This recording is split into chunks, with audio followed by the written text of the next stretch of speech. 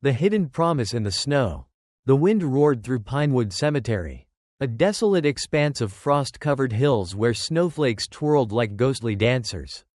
The air was sharp, carrying the bitter scent of winter mixed with the damp, earthy smell of freshly turned soil. James Harper stood alone before a polished granite gravestone, his tailored wool coat clinging to his broad shoulders. His leather-gloved hands trembled slightly as he bent to place a bouquet of white roses at the base of the stone. The inscription, carved in bold, unyielding letters, read, Ethan Harper, beloved son, 2002–2020. 5 years had passed since a drunk driver stole Ethan's life on a rain-soaked highway. 5 years since James, a tech billionaire who once commanded boardrooms and headlines, had felt anything but hollow. His empire of innovation, software companies, patents, acquisitions, meant nothing without his son. The roses, their petals soft against the harsh gray stone, were his silent apology, a ritual he repeated every month, though it never eased the ache. As James whispered, "I'm sorry, Ethan," his breath clouding in the frigid air. A faint sound pierced the silence, a soft sniffle. Like a wounded animal, he froze, his heart lurching. The cemetery was empty, or so he'd thought. Turning sharply, he scanned the snow-dusted graves until his eyes caught a small figure crouched behind Ethan's headstone, half hidden by a skeletal shrub stripped bare by winter. It was a girl, no older than 10, her tangled brown hair matted against her pale, wind-burned face. Her jacket, a threadbare thing patched with duct tape, hung loosely on her bony frame. Her legs, bare beneath a faded dress, were smudged with dirt, and her toes peeked through cracked canvas sneakers. Blue from the cold, her cheeks were raw, streaked with tears that glistened in the dim light. James blinked, his mind grappling with the sight. Was grief conjuring tricks? He took a cautious step closer, his polished shoes crunching on the snow. Softening his voice, he said, "Hey, little one, what are you doing out here?" The girl flinched, her wide, hazel eyes darting up with fear. She hugged herself tightly, her thin arms trembling. "I'm sorry," she whispered, her voice barely carrying over the wind. "I didn't mean to bother you. Please don't make me leave." James's chest tightened. There was a rawness in her voice, a fragility that cut deeper than the icy gusts. He knelt to her level, ignoring the damp snow soaking his trousers. "You're not in trouble," he said gently, "but it's freezing. This isn't a safe place for you. What's your name?" She hesitated, her gaze flickering between him and the gravestone. "Lily," she said at last. "Lily Carter." "Lily," James repeated, the name catching in his throat. "Why are you here? Are you lost?" Lily shook her head, her matted hair swaying. She clutched her arms tighter, as if holding herself together. "No, sir, I come here a lot. I talked to Ethan." James's breath hitched. The world seemed to tilt. "You knew my son?" Lily nodded slowly, her eyes glistening with unshed tears. "He was my friend." Friend? James's mind reeled. Ethan had been a quiet boy, kind but private. After his death, James had found journals filled with Ethan's thoughts, pages of empathy. Stories from teachers about his compassion for classmates, even strangers. But Ethan had never mentioned a girl like this. "How did you meet him?" James asked, his voice steady despite the storm in his chest. Lily bit her chapped lip, her voice so soft it nearly vanished into the wind. "At the park near his school. He saw me sitting alone. I was hungry. He brought me sandwiches sometimes. Or juice. He'd sit on the grass and talk to me. He said I mattered, even when no one else thought so." James's vision blurred, tears stinging his eyes. His son, barely 16, had seen someone the world ignored, a child James himself might have passed without a second glance. He shrugged off his heavy coat and draped it over Lily's trembling shoulders. The wool swallowed her small frame, but she clutched it tightly, her fingers curling into the fabric like it was a lifeline. "Where are your parents, Lily?" he asked, his tone gentle but firm. Her face fell, her eyes dropping to the snow. "My mom, she got really sick. One day, she went to sleep and didn't wake up." Her voice cracked. "My dad left after that. He said he couldn't do it anymore." James's jaw clenched, a surge of anger mixing with his grief. "You've been on your own since then?" Lily nodded, her voice barely audible. "I sleep in an old bus behind Grace Church. It's not too bad. I stay under the seats when it rains." The image of this child curled up in a rusted bus, alone in the dark, made James want to scream at the world's cruelty. But he forced calm into his voice. "Why do you come here, Lily? To Ethan's grave?" She looked up, her eyes wide and shining with tears. "Because before he died, Ethan told me something. He said if I was ever too scared or needed help, I should find his dad." Her voice broke. "He said you'd help me." James's chest heaved, the air leaving his lungs like a punch. For 5 years, he'd drowned in guilt, believing he'd failed his son in every way. Yet Ethan, his brave, beautiful boy, had believed in him until the end. He reached for Lily's small, frozen hands and held them firmly. "You're coming with me," he said, his voice thick with emotion. "No more buses. No more cold nights. You're not alone anymore." Lily blinked, her brow furrowing. "Why would you do that?" "Because you mattered to Ethan," James whispered, "and that means you matter to me." Without a word, Lily threw herself into his arms, her thin frame shaking against him. For the first time in years, James felt a flicker of warmth, a spark of purpose piercing the numbness. That night, he didn't return to his sprawling mansion alone. He drove Lily through the snow-dusted streets, her small figure huddled in his coat in the passenger seat. At home, he led her to a guest room with soft flannel sheets and a thick quilt. He sat by her bedside, watching as her breathing slowed and sleep claimed her. Her face, so tense in the cemetery, looked peaceful now, her brown hair fanned across the pillow. James stepped to the window, gazing at the stars twinkling through the frosted glass. "Thank you, Ethan," he whispered. In his heart, he heard his son's voice, soft but clear. "You did good, Dad." The next morning, sunlight filtered through the sheer curtains of the Harper mansion, casting golden patterns on the hardwood floors. James stood in the kitchen, a place he rarely used. The counters, usually bare, were cluttered with eggs, flour, and a carton of milk. He was out of practice, his hands fumbling as he cracked eggs into a bowl. The toast burned at the edges, and the pancakes were lumpy. But he didn't care. Cooking for someone else felt meaningful, like a step toward something new. Upstairs, Lily stirred beneath the heavy quilt. For the first time in years, she woke without the bite of cold or the gnaw of hunger. Her hazel eyes blinked at the soft bed, the warm room, the faint smell of breakfast drifting through the air. She padded downstairs, still wearing James's oversized coat, and paused at the kitchen doorway. "You made all this?" she asked, her eyes wide at the stack of pancakes on the counter. James chuckled, scratching the back of his neck.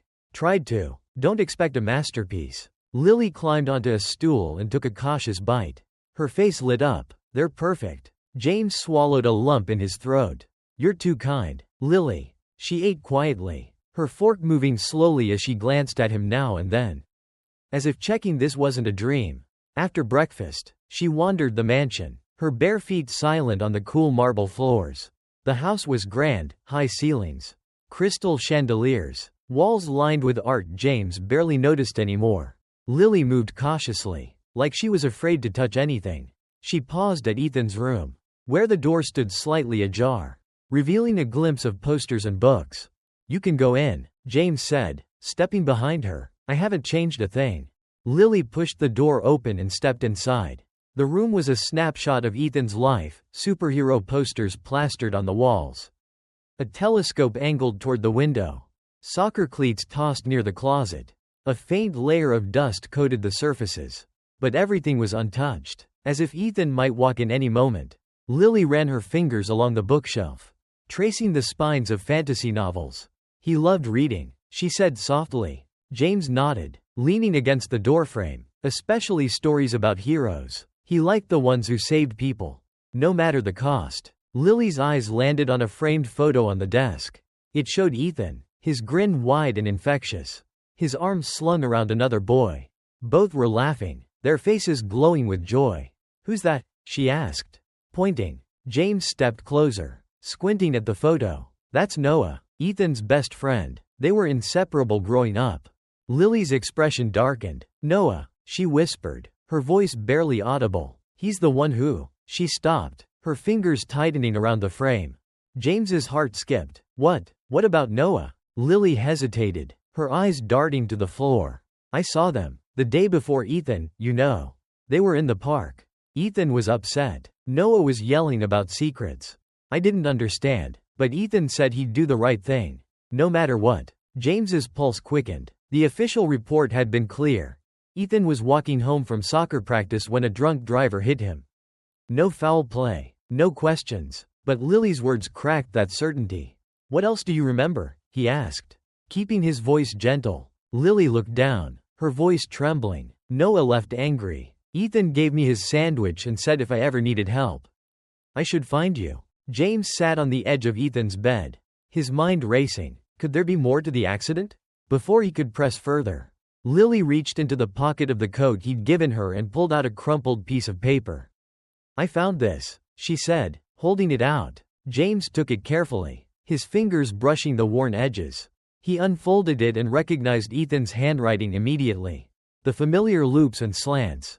The note was short, half-finished. If something happens to me, promise you'll take care of Lily. She's been through more than anyone knows. Please, Dad, don't let her disappear. James's hands shook. This wasn't just kindness. Ethan had sensed something, a danger, a threat, and trusted James to protect Lily. He looked at her, her hazel eyes brimming with fear. You don't have to be afraid anymore, he said, his voice steady. I promise. Lily's lips curved into a faint smile. You sound just like Ethan when you say that. That day, James made discreet phone calls, contacting old connections and a private investigator he trusted. He needed answers about Ethan's death, and he wasn't going to accept the simplified story he'd been given. As evening fell, Lily sat in the living room, curled up on a plush sofa with a blanket and a mug of hot cocoa. The fire crackled in the hearth, casting a warm glow across her small frame. She looked safe, but her eyes held a flicker of worry. Do you think Ethan would be mad? She asked suddenly. For me coming here? For telling you stuff? James knelt beside her, the firelight reflecting in his eyes. Ethan trusted you, Lily. He wanted me to find you. If anything, he'd be proud of you. She wiped a tear from her cheek. I miss him. James put an arm around her, pulling her close. So do I every single day.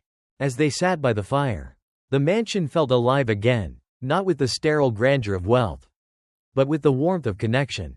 Yet beneath that warmth, a shadow lingered. The possibility that Ethan's death wasn't a random tragedy gnawed at James. He wasn't just grieving anymore, he was waking up, ready to uncover the truth. 3 days later, James sat in his study, a mahogany room lined with books he hadn't touched in years. Ethan's note lay unfolded on his desk, the words searing into his mind. The more he read it, the more determined he became. He'd hired a private investigator. And that morning, a report arrived that turned his world upside down. Noah Carter hadn't just been with Ethan the day before his death. They'd argued loudly in the park. Witnesses, now questioned, recalled the tension. More troubling, Noah's father, Richard Carter, owned a construction company tied to structural issues at a local school. Ethan had discovered the flaws during a student volunteer project and planned to report them. But he never got the chance. James's stomach churned. Could Ethan's death have been deliberate? He reached for his phone and called Detective Sarah Miller, a friend from years ago. Sarah, I need you to reopen Ethan's case, he said, his voice low. It's not adding up. That evening, he found Lily in the backyard, sitting on a wooden bench where Ethan used to read. The air was crisp, the sky streaked with pink and gold. I need to ask you something important, James said, sitting beside her. She looked up, her eyes curious. Okay. Do you remember anything else about that day in the park? What Noah said, how he acted? Lily bit her lip, her fingers twisting the edge of her sweater. He was really mad. He said Ethan was going to ruin everything for his dad. He said he wouldn't let him. James's breath caught. Why didn't you tell anyone back then? I was scared, she admitted, her voice small. I thought if I told the truth, something bad would happen to me. James knelt in front of her, his hands on her shoulders. You did the right thing staying safe. And you're brave for telling me now.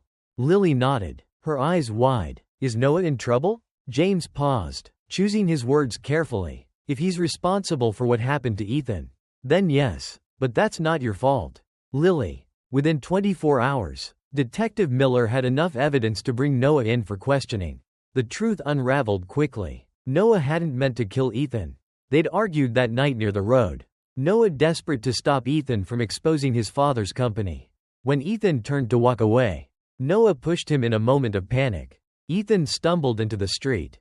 And the car, a drunk driver behind the wheel, did the rest. The driver wasn't the whole story, just the final, tragic piece. When James heard the news, he felt no satisfaction. There was no relief, only a deep, aching sorrow for Ethan, who died trying to do right, and for Noah, whose fear led to an irreversible mistake. That evening, James and Lily visited Ethan's grave. The cemetery was quiet, the snow softer now, blanketing the ground. Lily held James's hand, her small fingers warm in his. "I found her," James whispered, laying a single white rose on the grave. "She's safe now, just like you wanted." Lily knelt, placing a folded piece of paper beside the headstone. "Hi, Ethan," she whispered. "I miss you. Thank you for always being kind. I have a bed now, books, pancakes, and a dad who keeps promises." James pulled her close, tears streaming down his face. In the weeks that followed, he formally adopted Lily. It was more than a legal process, it was a healing one. Her laughter echoed through the mansion, filling rooms that had been silent too long. James gave her the safety and love she'd never known. And she gave him a reason to live again. The media caught wind of the story. Billionaire adopts homeless girl after son's hidden friendship. James ignored the headlines. All that mattered was Lily, who finally felt she belonged. On what would have been Ethan's 18th birthday, they held a quiet ceremony in the backyard. Friends, neighbors, and community members gathered under a clear spring sky. James stood before a new garden planted in Ethan's memory, its flowers just beginning to bloom. "There are two kinds of legacies," he told the crowd, his voice steady. "One built with money, the other with kindness. Ethan chose kindness. He saved a life and gave me a reason to keep going." Lily, now in a clean sundress with a blue ribbon in her hair, stepped forward. She released a white dove into the sky, its wings catching the sunlight. The crowd watched it soar, a symbol of peace and hope. That night, as stars blinked into view, James and Lily sat on the porch steps, side by side. "I think he'd be proud of you," Lily whispered, her voice soft. James smiled, his eyes on the stars. "No, Lily, he'd be proud of you." The mansion, once a cold monument to James's success, was now a home, and in its halls, Ethan's legacy lived on, not in wealth, but in the family he'd helped create, in the kindness that changed two lives forever. Word count: 4.032.